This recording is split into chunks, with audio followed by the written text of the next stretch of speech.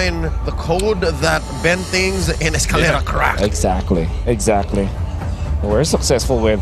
So what I like about the Lilia Lolita is that it speeds up the tempo. If you pair that up with this Balmond, there's a lot of kill potential and territorial control that you have. Baksha, however, is not a hero that is easily taken out, though. Yeah. So that might be an issue. Plus the Faramis too. Yeah, that's also true. That's it. That's health bars. That's Extra health. Multiple health bars. Yeah. Man, who would have thought that the fastest draft will come from the most rivaled team? Yeah. Set of teams. I mean, wow. It's clear. Again, I'm so happy that Coach Pakbet have got some reinforcements in Amethyst and Coach Why Not. More hands-on, I'm guessing now in Season 10. But then again, you're staring down the barrel against SEA Games gold medalists, Master of the Basics, Dexter and Bonchan. Yeah. So again, it comes with the territory that these great minds have figured each other out. Welcome to Game 1. It's the Land of Dawn calling. We have to figure out something real quick before the competition. Pressing it, and I want to see how they use this to set the pace here as we jump back into the game. Let's see. So the difference is Faramis is going to be played in a more supporting role as a position 5. We're going to be wanting to go for those tanky items like the Dominance Eyes as well as the Radiant Armor, which I think will play an important role in this burst type of composition coming out from Omega. When Blacklist International hits their timings, they're going to be very difficult to take down unless Keldra says otherwise. That's another 50-50 down there. I would not be confident in saying that there's a clear winner there, especially if nobody visits. Look, they can go on forever. Look, oh, mini-map. Yeah, they're literally just forcing each other here, both at half health. Edward also getting worked on quite low here. And this is all just in the first minute of the game. Yeah, it's gonna be... I think that if we're looking all across the map, the only hero that has a straight-up counter is Edward. Yes. So he is... if anyone is gonna struggle in this particular game, it's probably just Edward, which, you know, is gonna be a test of character to this guy. You know that he already played this so many times before, and how is he gonna mend it up? Well, they're already making a play here. Get the flicker out from Renzio. That's step one, right? Again, you're talking about that matchup here with Dairoth obviously having the favor with Renzio having that in hand. So they already get the flicker down, but you can see Smart Omega making the play, give some backup here. Weiss has got more EXP compared to Ryzen, which I assume he has got better farm as well. So they will still get level 4 onto Ryzen, so you still have that lethal counter. But we'll find out how Omega is going to approach this first turtle. This Wise timed it so well. Look, the perfect use of the Puissance earlier when they tried to threaten Renzio. Now he has the ult back up plus a retribution, so I'd say they can contest this even in the face of Ryzen's Bauman. Okay. Okay. That's the fight you want to see. Yeah, meanwhile, in the turtle pit, they're fighting for it. RWM comes out. They're going to crash down, forcing Omega back here. Chaknu taking quite a bit of damage. Haji is still tanking that turtle too. But look at that! As that first blood drawn here. And Smart Omega trying to trade it off. Turtle still up. But it's going to be an even trade. Actually, it's a 2-for-1. But they grab the turtle with Ryzen taking the first objective of the game. Kill intent was there for Omega. The moment that they went in for the turtle, you would think that they will try to focus on that neutral objective. Instead, when Weiss showed himself and the real world motivation was dropped down, they grouped up together and went in onto Weiss, popping the lethal counter. The unfortunate thing is that they lost the first blood, but they still got the turtle anyways. And Omega deciding to go for the heroes instead of the turtle was a great decision on their part. There must have been some level of I know you know. Yeah, because I agree. when you're fighting a Balmond, the instinct is to turn on heroes so that you get the man advantage, and then eventually you get the turtle. But what Omega did was they played this dichotomy, this whole 50-50, and turned it on its head. Instead, they went on heroes, and then they cleaned up. Are they going to try to force the Black Shoes? That they do. Etu Max has to use the sprint too.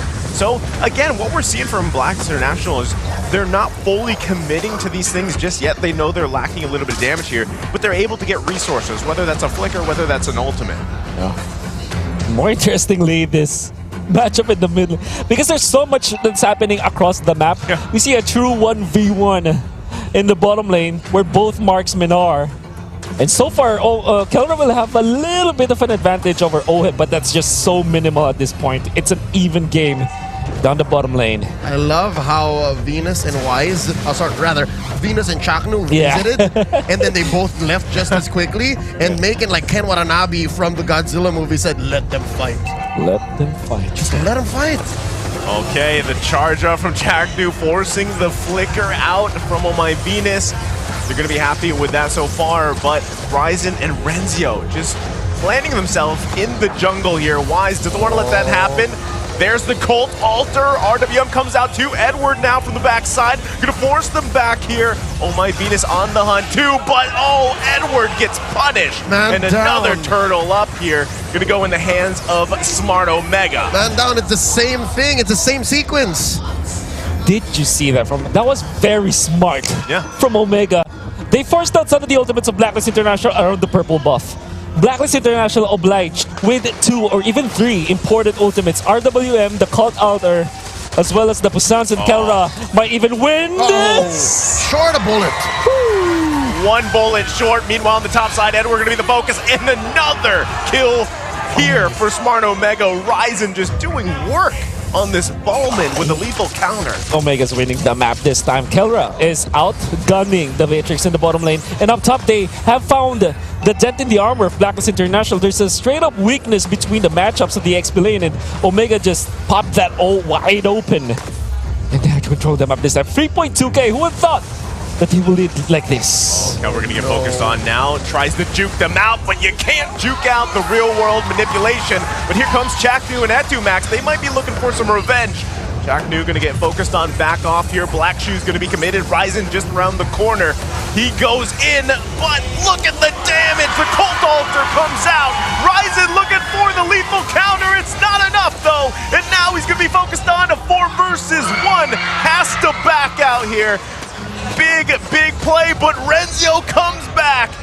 Not going to commit anything this just yet, but already 6 minutes in the game, quite a bit of action. Well timed. Blacklist was playing the long con, and they eventually turned those 2 turtles and huge team play sequences into a punish onto Kelra. And dare I say, yeah, you can give Edward hell, but as long as Oheb has the potential to come back, much like he did here, much like how he's sitting at 2-0-0 right now, about some gold ahead of Kelra, I'd say. But the thing is, I don't know how this happened. Kelra still has an EXP level ahead.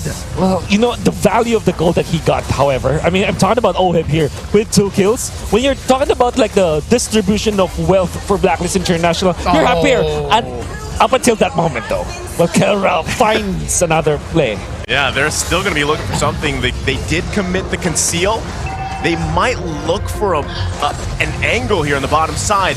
Ryzen going to be working on the jungle. They're forcing the Cult Altar around. One after another, the Queen is down. Another kill going in the hands here of Chaknu. Wise trying to buy some time. Etumax falls. Now Ryzen here on the backside trying to buy some more time. Doesn't have enough damage here to follow him up just yet. Kelra happy. They get the turret down, and now they can go to where they need to be. Very sweaty game, but it was, I mean, the fast skirmish. I would say Omega really wanted that.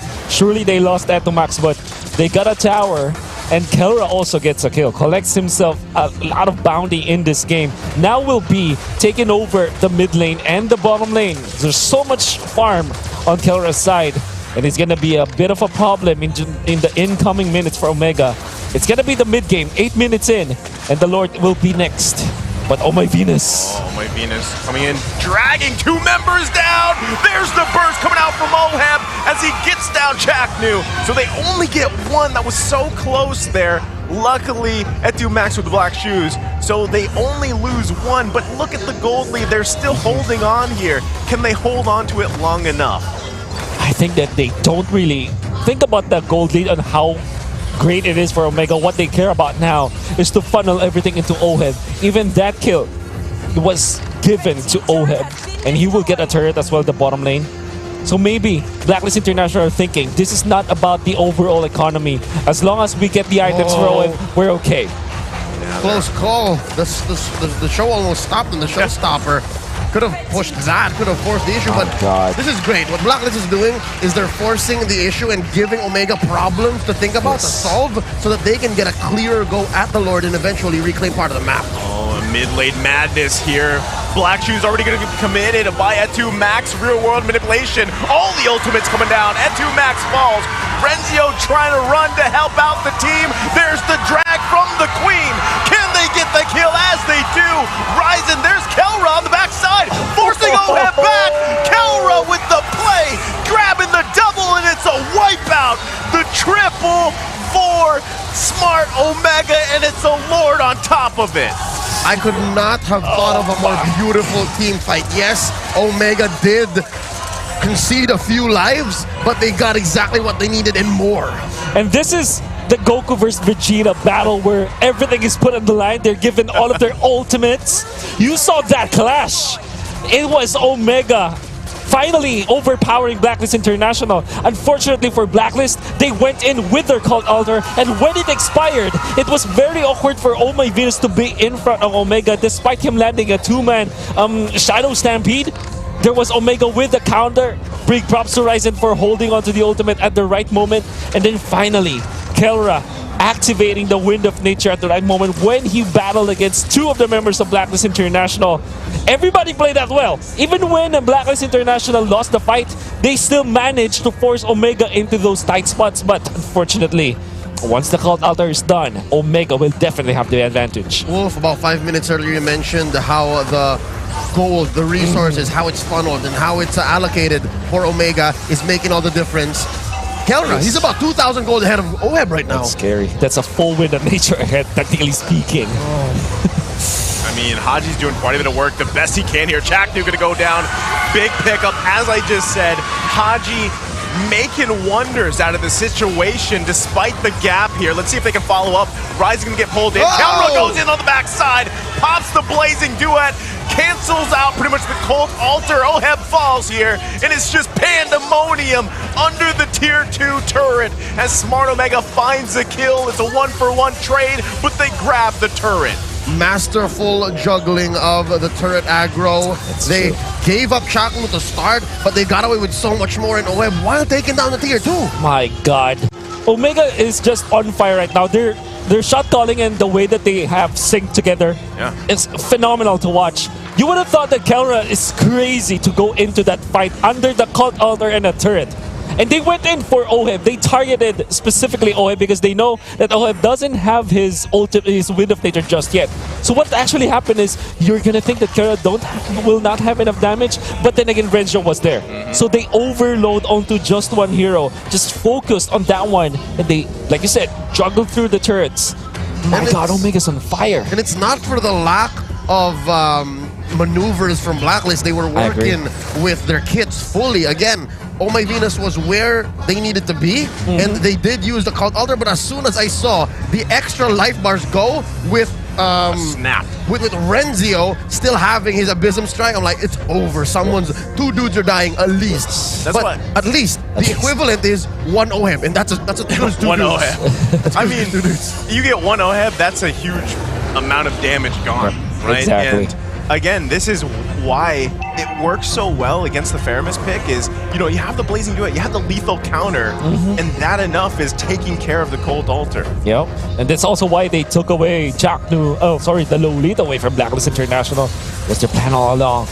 The Lord Dance seems like not a dance at all as Omega is scattered through the map because they know that they have the advantage. Not just, I really like this beautiful touch of the Lilia. It's a rather low commitment hero that just whittles down and then pokes the life bars of Blacklist, and at some point may force Cult Altar. And as we were just talking, again, the beautiful way Omega has been playing this 13-minute game to clean Lord take. It's the second Lord of the game, a Luminous Lord. Now they're going to start taking away, choking out Blacklist's own resources. Now we're going to be looking at the items. Looking at Beatrix, the Wind of Nature is now available, so if ever, he's going to be gunned down by Omega.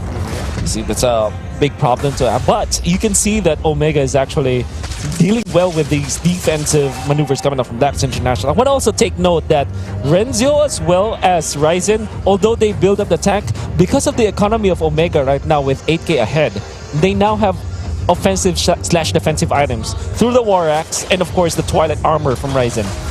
Well, here we go. They're going to be marching in with this Lord, charging up the Nuno Blast. They do land one, but can't commit just yet. The charge out from the Lord. Turret's going to be half health here. They can defend here, but Wise is going in the backside, but look at the Blazing do it. Into the base, Kelra goes. Wise gets caught here. He falls. Big pickup. Oheb also quite low, but they still defend for now. So it's only Wise that gets taken out. Oh my god. You see Omega just let go of the handle, but another fight incoming. Still going for it. Chaknu gonna charge up here. Immortality gonna be popped. Real world manipulation. They're trapped in a bad position. Oheb grabbing a kill for himself, plus Haji. 2 fall for Smart Omega. Oh my Venus, Dragon Ryzen to the double kill for Oheb. Omega overstayed their welcome, and Blacklist welcomed them with loving arms. They stayed underneath that turret for way too long, may have called the wrong targets at the wrong millisecond, and that's what left Blacklist with all of their inhibitors and a few good kills. Oh my god, the crowd is crazy. You saw how Oh My Venus outplayed them as well. When Ryzen went in for the lethal counter, it wasn't that lethal. And when Ryzen tried to go for the spin over Oh My Venus, he just flickered out. Wonderful, wonderful footwork coming out from the Queen, and we are going to see it through the instant replay. I think that Omega really wanted to push the turret, but it was ill-advised. There's so much defense coming up from Blacklist. So far, the craziness that we are seeing for Omega has been paying off, but not that time. I mean, Haji just getting in a great position there, but now Wise going to be focused on. Once again, he's quite a lot more tanky now.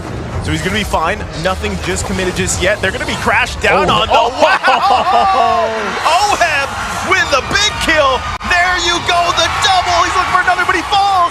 Shut down by Ryzen. Now pushing into the base. Kelra quite low. Edward trying to zone him out. Ed2 Max has to run. Does not have the black shoes. It's only a matter of time, and he falls. It's only Oheb that goes down for Blacklist International. Huge 3-for-1 trade, allowing this Lord, a 16-minute Lord, mind you, still does not have the third passive ability to actually be clear for the taking. Blacklist might actually get this. A gambit from Omega that did not pay off.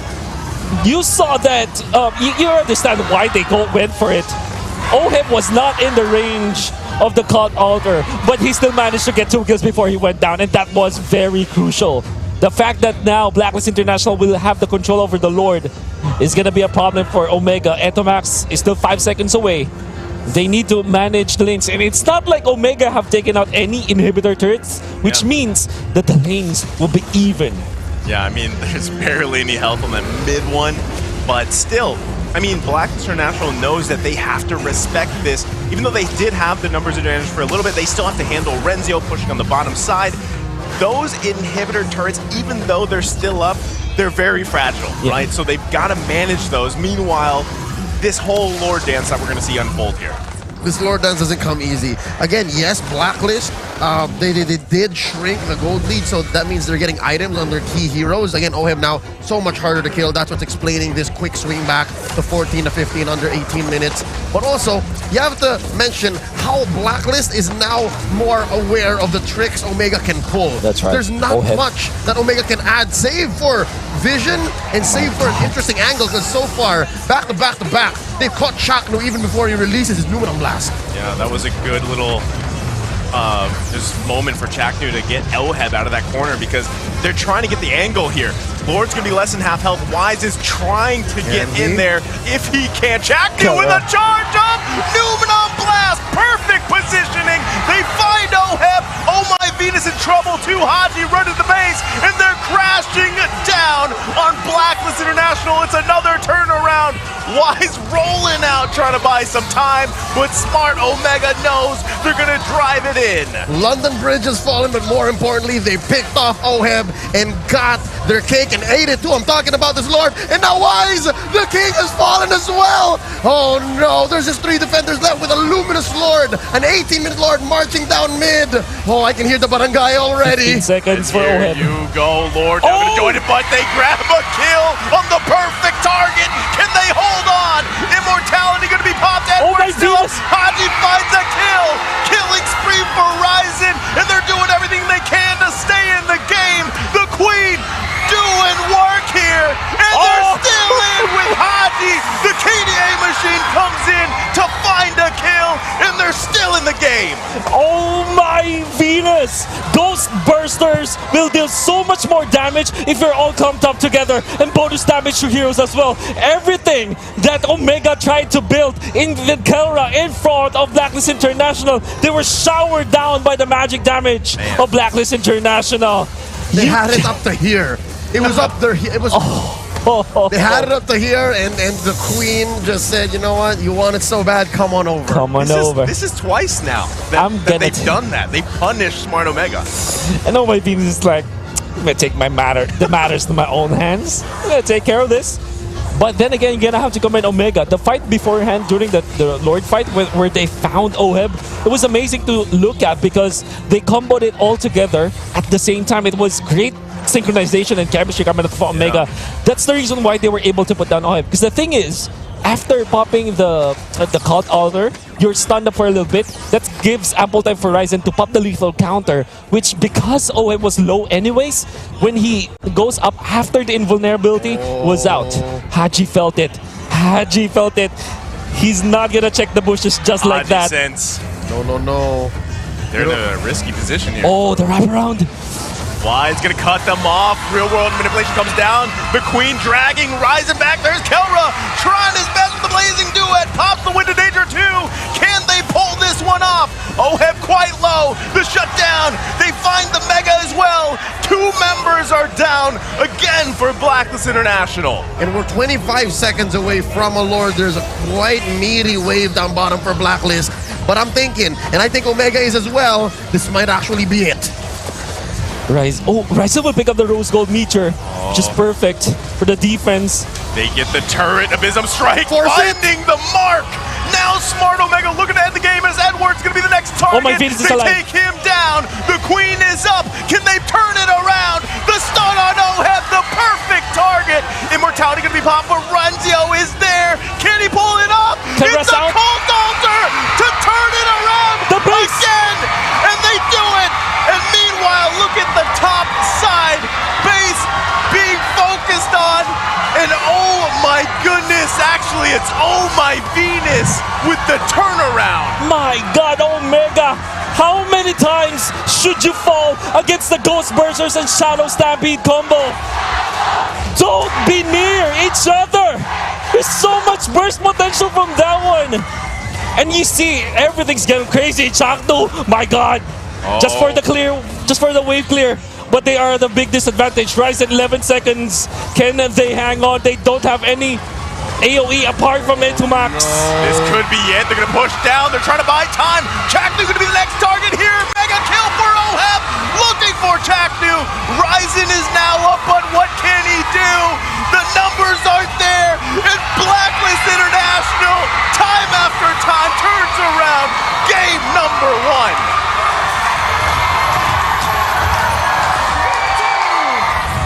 In true Blacklist fashion, they punish every little mistake. They make their way through millimeters of cracks, and they swing back, taking game 1.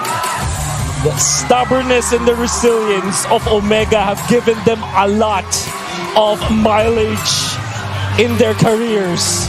It just lived through them, but at that moment, against Blacklist International,